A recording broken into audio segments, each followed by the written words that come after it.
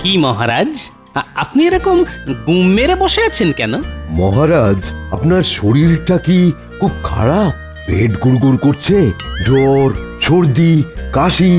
আমার মনে হচ্ছে মহারাজের গ্রহ নক্ষত্র হঠাৎ চলতে চলতে থেমে গেছে।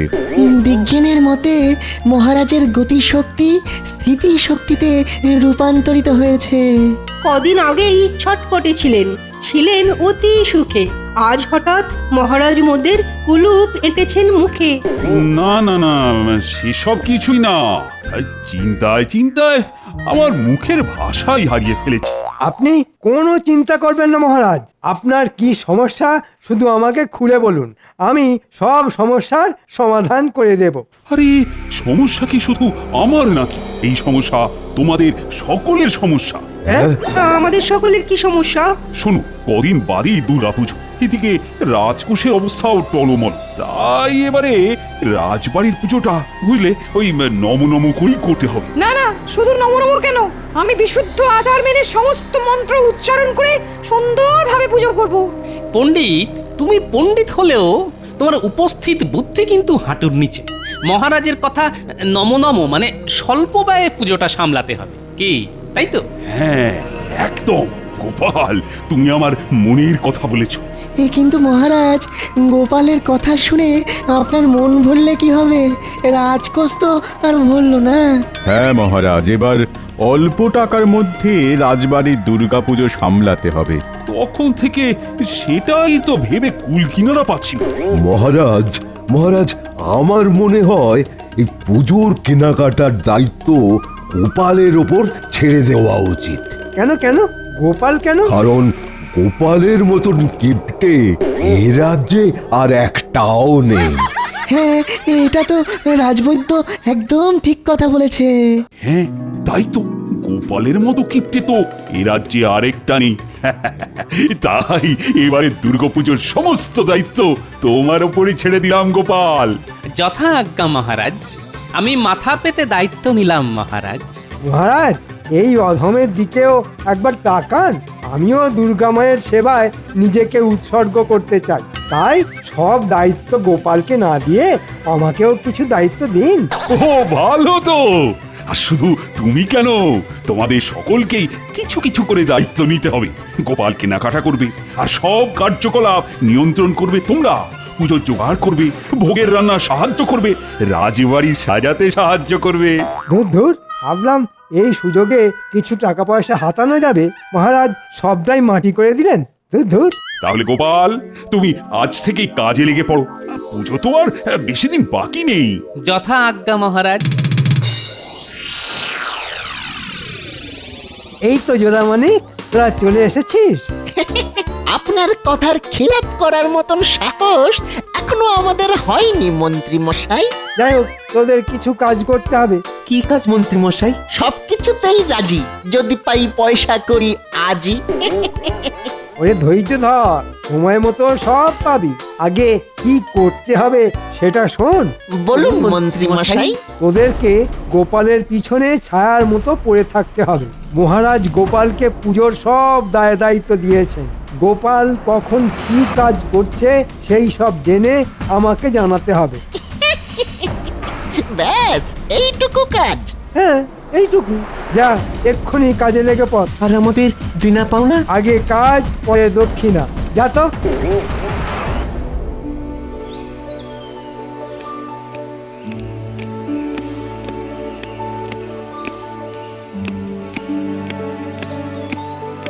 কি হরি, কি খবর? এই তো গোপাল দাদা, মায়ের প্রতিমা তৈরি। কালকে শুধু প্রতিমা রং করব আর কি। শোনো, এই টাকা কটা রাখো, যা প্রয়োজন হবে তুমি শুধু আমাকে বলবে। এবারে মহারাজ আমাকে দুর্গাপুজো পরিচালনা করার সমস্ত দায়িত্ব দিয়েছেন। আচ্ছা গোপাল দাদা। আমি আবার কালকে সকালে আসব। এখন যাই, একটু মহারাজের সাথে কথা বলতে হবে।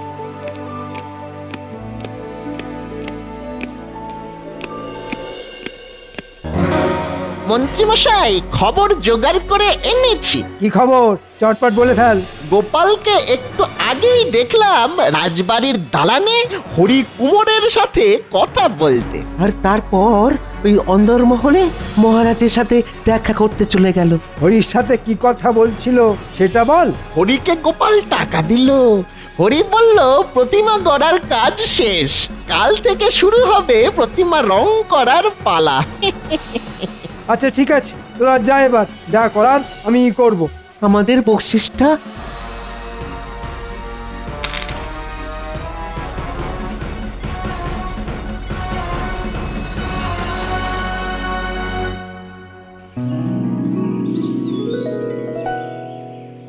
কি হরি, মায়ের মূর্তি গড়ার কাজ কত দূর? এই তো রানীমা, হয়ে এসেছে, শুধু চোখ মুখ আঁকা বাকি। আচ্ছা ঠিক আছে ঠিক আছে, সকালে কিছু খেয়েছো? না রানীমা, এখনো কিচ্ছু খাওয়া হয়নি, বাড়ি গিয়ে খাবো। তুমি আগে তাড়াতাড়ি এসে খেয়ে নাও। রাজবাড়িতে কেউ অভুক্ত থাকে না, সে মহারাজ হোক আর সামান্য কর্মচারী হোক। আচ্ছা রানীমা, এক্ষুনি আসছি। এই তো সুযোগ, এবার গোপালকে ঠিক চাপে ফেলা যাবে।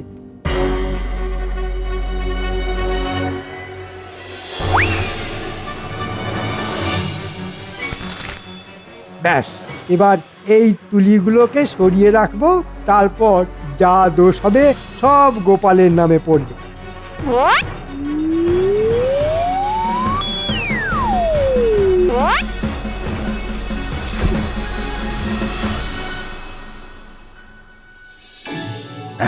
রাজবাড়ির দুর্গাপুজোর কাজ বেশ জোর কদমে শুরু হয়ে গেছে। আমি গোপালের তৎপরতা দেখে বেশ খুশি হয়েছি। সে তো বুঝলাম মহারাজ, এবার আমাদের খুশি করার বন্দোবস্তটাও করুন। এই কদিন বাদেই পুজো শুরু হয়ে যাবে, কিন্তু এখনো পুজোর এবারের ভাতাটা পেলাম না। আরে পাবে পাবে, সব পাবে, একটু ধৈর্য ধরো না বিজ্ঞানী।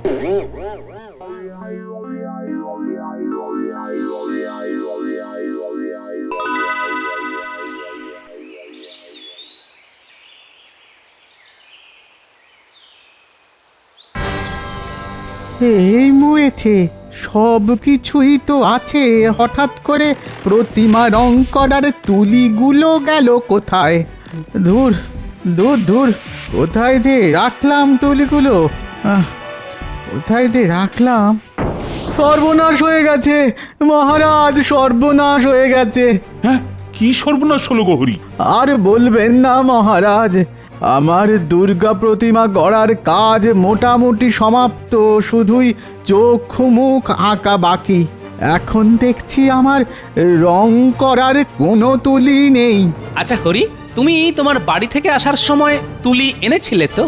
হ্যাঁ গোপাল দাদা, এনেছিলাম। তাহলে তুলি রাজবাড়ির দালান থেকে গেল কোথায়? আমি চারিদিক তন্ন তন্ন করে খুঁজলাম, কিন্তু কোথাও পেলাম না। হ্যাঁ, এ তো ভারী মুশকিল হলো। তুলি না পাওয়া গেলে প্রতিমা গড়ার কাজ সম্পূর্ণ হবে কিভাবে? হয়েছে ওই গোপালের জন্য মহারাজ। ওকে দায়িত্ব দিলে এরকম তুলির মতো আরো কত কিছু দিনে দুপুরে উদাও হয়ে যাবে, দেখতেই পাবেন। একদম বাজে কথা বলবেন না মন্ত্রী মশাই, আমি অপয়া হলে আপনি একটা শুটকো। কি বললে? এই, তোমরা থামবে। আচ্ছা হরি, তুমি একটু অপেক্ষা করো, আমি রাজসভাসদের পুজোর বকশিস দেওয়ার কাজ শেষ করে তোমার সাথে এই নিয়ে আলোচনা করছি। তোমরা সবাই সারিবদ্ধভাবে সামনে এসে দাঁড়াও আর একে একে পুজোর বকশিস নিয়ে যাও। প্রথমে আসবে রাজবৈদ্য।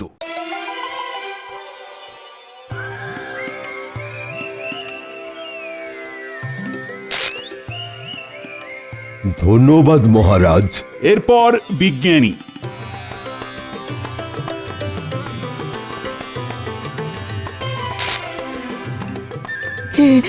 অসংখ্য ধন্যবাদ মহারাজ, ধন্যবাদ। এবার আসবে গোপাল।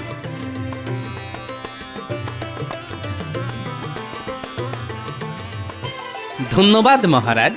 মন্ত্রী এগিয়ে এসো। এ কি মন্ত্রী, তোমার হাতে রং লাগলো কোথা থেকে? এই মরেছে, তুলিগুলো সরানোর পরে হাত ধুতে ভুলে গেছি।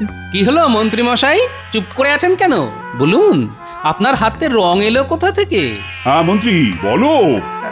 আগে না মানে কিছু না মহারাজ, আচ্ছা হরি, তুমি একটু এদিকে এসে দেখো তো রংটা চেনা চেনা লাগছে কিনা।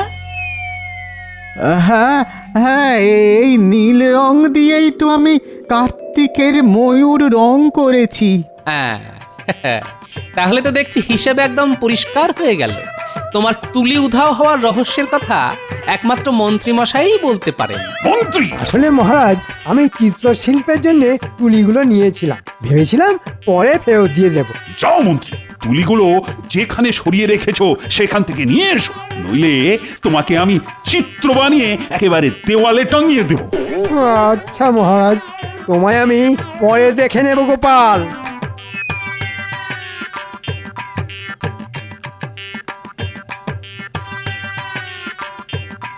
দেখলেন মহারাজ, মন্ত্রীমশাই হিংসায় আমার উপর দোষারোপ করতে চেয়েছিলেন, কিন্তু সেসব ভেস্তে যাওয়ায় মন্ত্রীমশাই রাগে একেবারে গজগজ করছেন। ছাড়ো গোপাল, মন্ত্রীর কথা ভুলে যাও, আর সাবধানে বুঝে শুনে সব কাজ করো। ও দাদু, দাদু তোমার হাতে ওগুলো কি গো দাদু? দাদু, ও দাদু, আমাদের জন্য কি এনেছো? ও দাদু, এবার পুজোয় আমাদেরকে কিছু কিনে দেবে না? ও দাদু। আরে আরে দাঁড়া দাঁড়া, সবার জন্য সব কিনেছি। এই নে, এটা পুঁটির পুজোর জামা, এটা ন্যাপলার, এটা গুলটের, আর এটা ট্যাপার, আর এটা পুঁচকের। তুমি খুব ভালো দাদু। খুব ভালো। এবার আমরা পুজোয় দারুণ মজা করব। শোন, তোদের একটা কাজ করতে হবে। ঠিক আছে দাদু। আমাদের মন্ত্রীমশাইয়ের পিছনে ছায়ার মতো পড়ে থাকতে হবে। ছায়ার মতো? হ্যাঁ, লুকিয়ে লুকিয়ে মন্ত্রীমশাই কখন কি ছলাকলা করছেন সব জানতে হবে। কেন দাদু? তোরা তো জানিস মন্ত্রীমশাই আমার উপর চিরকাল শুধু হিংসা করে এসেছে। এবারে মহারাজ আমাদের রাজবাড়ির দুর্গাপুজোর সমস্ত দায়িত্ব আমাকে দিয়েছেন, তাই ওনার হিংসা দ্বিগুণ হয়ে গেছে। তাই উনি চেষ্টা করছেন কলকাঠি নেড়ে আমাকে বিপদে ফেলার। আমরা থাকতে তোমার কোনো বিপদ হতে দেব না দাদু, তুমি নিশ্চিন্তে থাকতে পারো। সেই ভরসাতেই তো আছি রে। ঠিক আছে, এখন আমি চললাম। তোদের দিদা আবার আমার জন্য হয়তো ভাত পেড়ে বসে আছে। আসি রে।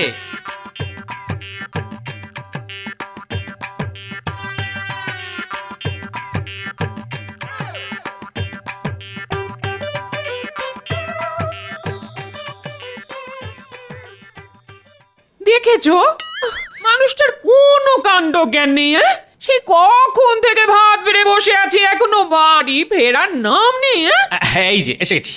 আহ গিন্নি, এত উতলা হচ্ছ কেন? পুজোর কেনাকাটা করতে হলে একটু দেরি তো হবেই।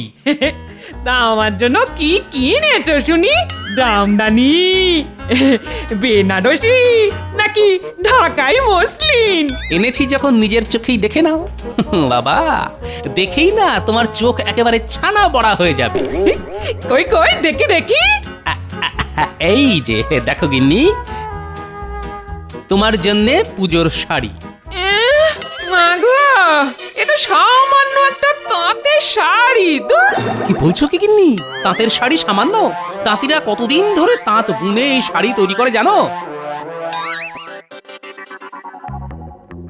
ভাবলাম জামদানি, বালুচরি কি ঢাকাই মসলিন কিছু একটা আনবে আমার জন্য। দূর, শুধু শুধু তোমার কথা ভাবলেই বুঝি চলবে? ওই নাতি নাতনিদের কথা তো ভাবতে হবে নাকি? সবকিছু বুঝে শুনে চলতে হবে তো। ঠিক আছে ঠিক আছে ঠিক আছে, এখন খেয়ে নাও। আমি পুজোতে তাঁতের শাড়ি পরেই ঘুরবো, রাজবাড়ির বউ হওয়ার ভাগ্য করে তো আর আসিনি। দাদু, দাদু বাড়ি আছো? ও দাদু, দাদু, ও গোপাল দাদু বাড়ি আছো? কি হয়েছে রে ন্যাপলা গুলটে? দাদু, তুমি তো আমাদেরকে দায়িত্ব দিয়েছিলে মন্ত্রী মশাইয়ের পেছনে ছায়ার মতো পড়ে থাকতে। জানো দাদু কি হয়েছে? আরে কি হয়েছে সেটা না বললে জানবো কি করে? মন্ত্রী মশাই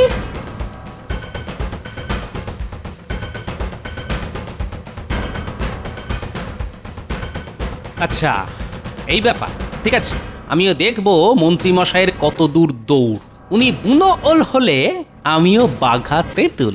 একটা কথা ন্যাপলা গুলটে, তোরা যে এই কথাটা জানতে পেরেছিস সেটা একদম কাউকে জানতেও দিবি না, বুঝতেও দিবি না। আচ্ছা দাদু।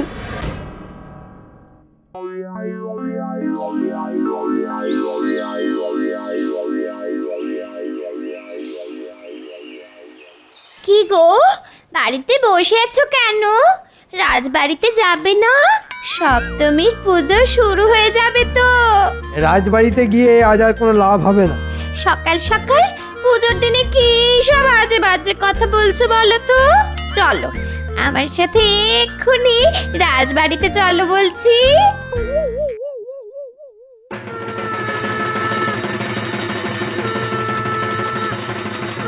দেখো সবাই, এবারের রাজকোষের অবস্থা খারাপ হওয়া সত্ত্বেও গোপাল নিজে দাঁড়িয়ে থেকে কত সুন্দরভাবে সমস্ত পুজোর আয়োজন করেছে।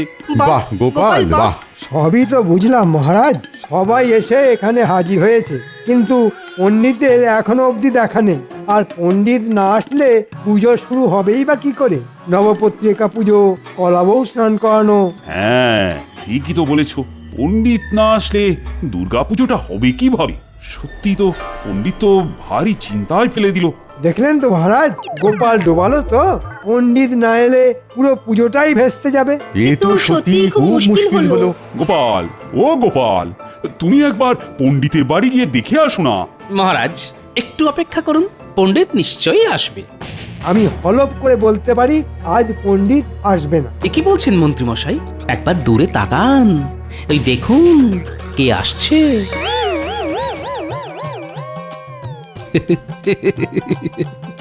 পণ্ডিত এখানে কি করে? পণ্ডিত রাজবাড়ির পূজারী, তা এখানে আসবে না তো কোথায় যাবে? হ্যাঁ, না আমি তো কি বলছো মন্ত্রী? না, কিছু না কিছু না, এমনি এমনি। কি মন্ত্রী মশাই অবাক হয়ে গেলেন? আপনার পরিকল্পনা ভেস্তে গেল তো? কিসের পরিকল্পনা? কিসের ভেস্তে যাওয়া? তাহলে শুনুন, আমি ঘটনাটা বলি। আমাকে মহারাজ দুর্গাপুজোর দায়িত্ব দিয়েছেন বলে মন্ত্রী মশাই প্রথম থেকেই আমার উপর হিংসাতে জ্বলে পুড়ে মরছেন। তাই তিনি প্রথমে কুমোরের তুলি সরান, যাতে কুমোর প্রতিমা গড়ার কাজ না শেষ করতে পারে। তারপর হাতে নাতে মন্ত্রীর প্যাঁচ ধরা পড়ায় তিনি অন্য পরিকল্পনা করেন। 2-3 দিন আগে দুপুরবেলা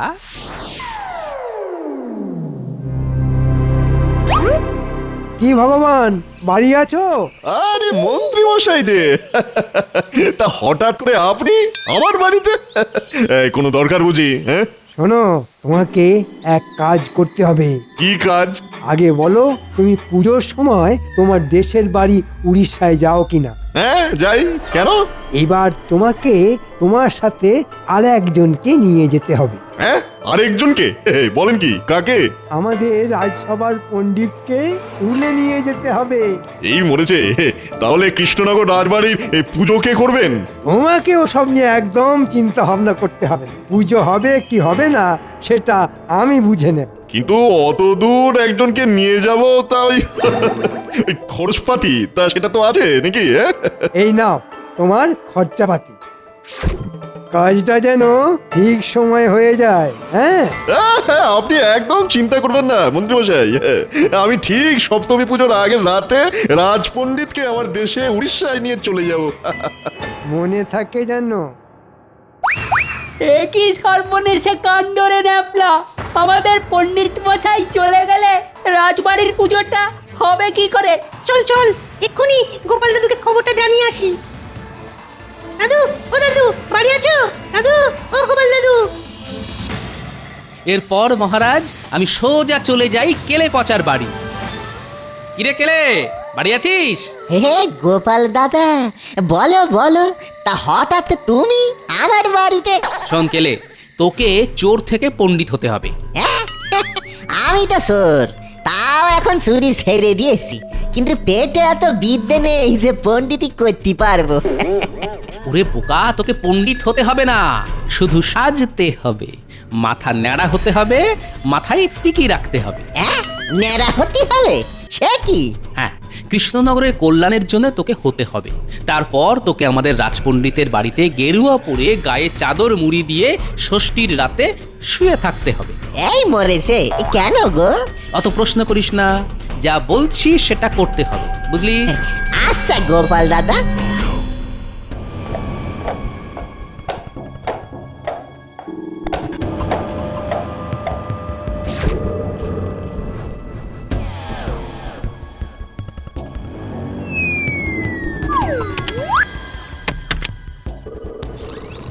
ওই তো এই পণ্ডিত চাদর মুড়ি দিয়ে শুয়ে আছে, এবার বেটাকে বেঁধে গরুর গাড়িতে তুললেই কাজ শেষ।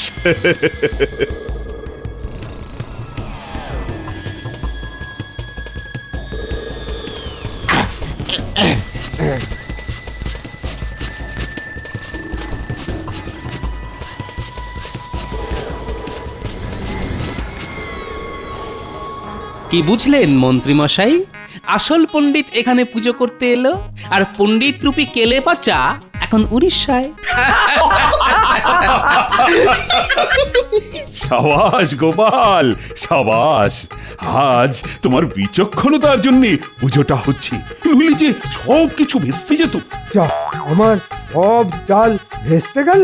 মন্ত্রী, আজ আমি তোমাকে শুলে চড়াবো। থাক না মহারাজ, শুভ দিনে আর ছুঁচো মেরে হাত বন্ধ করবেন না। না না না না, শাস্তি তো মন্ত্রীকে পেতেই হবে। ভুলে গেছে মহারাজ, ক্ষমা করুন। মহারাজ এক কাজ করুন, পুজোতে তো রোজ অনেক খাওয়া দাওয়া হবে, অনেক বাসনপত্র হবে, সেই সব কিছু মন্ত্রী মশাই না হয় পরিষ্কার করবেন। হ্যাঁ, ঠিক বলেছ মন্ত্রী, তুমি তাই করবে, আর এটাই তোমার শাস্তি।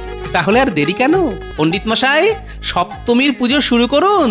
হ্যাঁ নিশ্চয়ই নিশ্চয়ই। বলো জয় মা দুর্গা। জয় মা দুর্গা। জয় মা দুর্গা।